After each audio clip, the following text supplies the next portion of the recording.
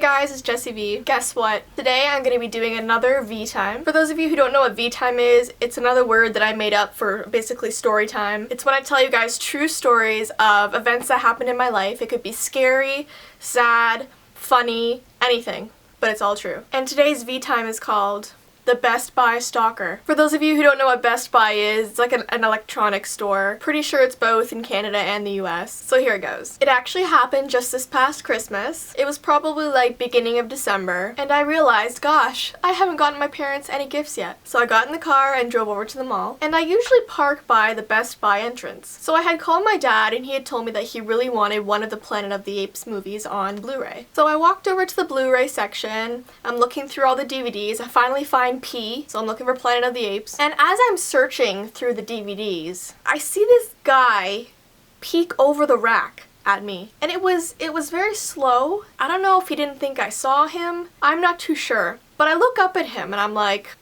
hi. And like, he looks down at me and he's like, hello. Anyways, you'd think after, we said our highs, he would walk away. He didn't. He just continued just staring at me from over the DVD rack. So out of instinct I was like, can I help you? Is there a reason you're staring at me right now? And like, he just shook his head and didn't say anything. So I was like, okay, I need to leave this area right now. So I just grabbed the Planet of the Apes DVD and just went over to pay for it, trying to get away from this like creepy weirdo staring at me from over a DVD rack. I don't know. So yeah, when I get to the cashier and I'm paying for my DVD, the cashier was like, how was your experience here? Did anybody help you? How was it? And I was like, well, there was this never mind. I just want to pay for this. So I leave the store and I'm walking through the rest of the mall. I'm probably in there for about an hour. And in order to get back to my car, I have to walk through Best Buy again. So as I'm walking through, I kid you not, I'm coming to the exit and there is that same guy, okay? Like blocking the exit. So I was like, okay, maybe I should take my phone out, pretend I'm talking to somebody. Maybe I should just go back through the mall, find a different exit. I don't know. But it was too late because when he saw me, he started waving. Hi! Hey! I was like, why is this guy so excited to see me? I have no idea who he is. Anyway, I don't wave back. I continue walking and I'm kind of like walking by him like, do not talk to me, please. So anyway, I'm walking and he blocks my way. And he looks at me and he goes, you have a ring on your finger. And I was like, yeah, I do. And he was like, so are you married then? And I was like, no, I'm not. I need to go. And he was like, wait, but can I see it? Can I see your ring? I was like, no sir, I have to go. So I start walking and he's like, wait, hold on. And he like runs and blocks me again. And I'm like, sir, honestly, if you don't leave me alone, I'm gonna have to talk to somebody. And he like holds his hand out to me like to shake it, I guess. And I was like, what are you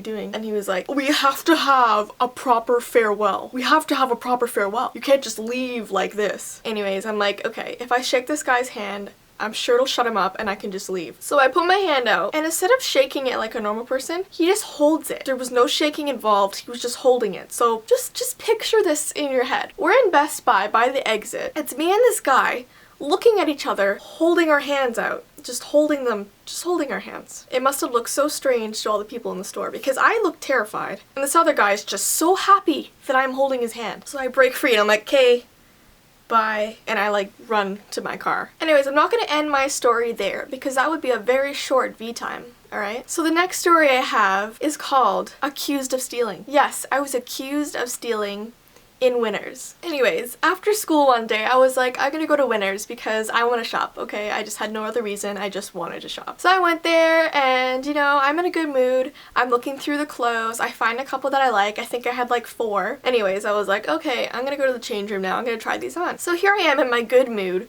walking over to the change room. And of course, the lady who was running the change room had to be the bitchiest, meanest person in the world. How do they hire these people who look like every day they're going to a funeral? Anyways, I go up to her and I'm like, hi, how's it going? And she was like, I'm fine. How many items? 4. Okay, let me count them. Give them to me, let me count them. I was like, okay, count them then. And I hand her my clothes. And she's looking through them and all of a sudden she gets this like horrified look on her face. And I realized that on one of the hangers that I had like a sweater. On the inside of it, I guess it was like there's 2 clothes on one hanger. Not from me, I guess it was from whoever was putting them back on the rack. But there was like a tank top or something like hidden underneath the sweater. It wasn't me. Why would I have any reason to do that? So anyway, she sees it when she's looking through the clothes and she looks horrified. She's like, "You don't have 4, you have 5." And I was like, "Oh, I do?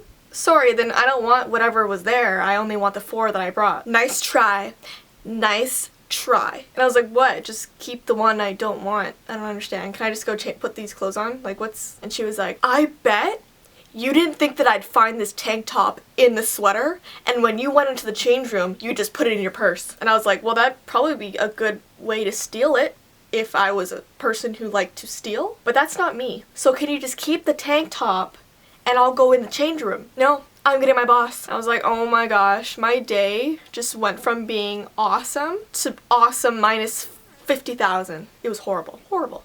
So anyway, what ended up happening was the manager had to like come up to me and like check my purse and stuff, and it was just horrible. Like I don't even know if they had a right to do that, but it was, I've never stolen.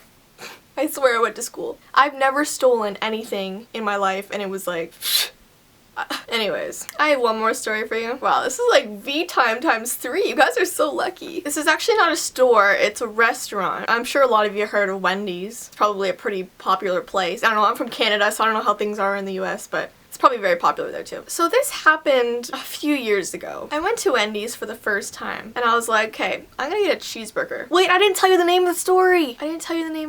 This V time is called The Accident at Wendy's, and you'll see what I mean by accident. So there I was. I had ordered my cheeseburger. I went and sat down. I was with my parents and my sister. Take a huge bite out of it and I start chewing and I'm like, something tastes very strange about this cheeseburger. And I look down, and my burger is so undercooked that it's still red. Like, I probably just bit into a freaking cow thigh that was never cooked. It was so red that, like, the entire napkin I was holding the burger in was like, there was like little blood marks coming down. And I was like, alright, I totally just had a blood burger. So, like, I went up to the cashier, and I was like, can I talk to your manager? Because I'm pretty sure I am not a vampire, so I'd really like if my burger was cooked, because I don't like eating blood. And the cashier was like, oh, what do you mean? We always cook our burgers, oh my god. And I showed it to him and he's like, oh goodness, oh, who gave that to you, honey? Oh my goodness. And I was like, right? Like, it's disgusting. Would you eat it? No, I'm not gonna eat this. Anyway, the manager like comes out and he's like, oh my gosh,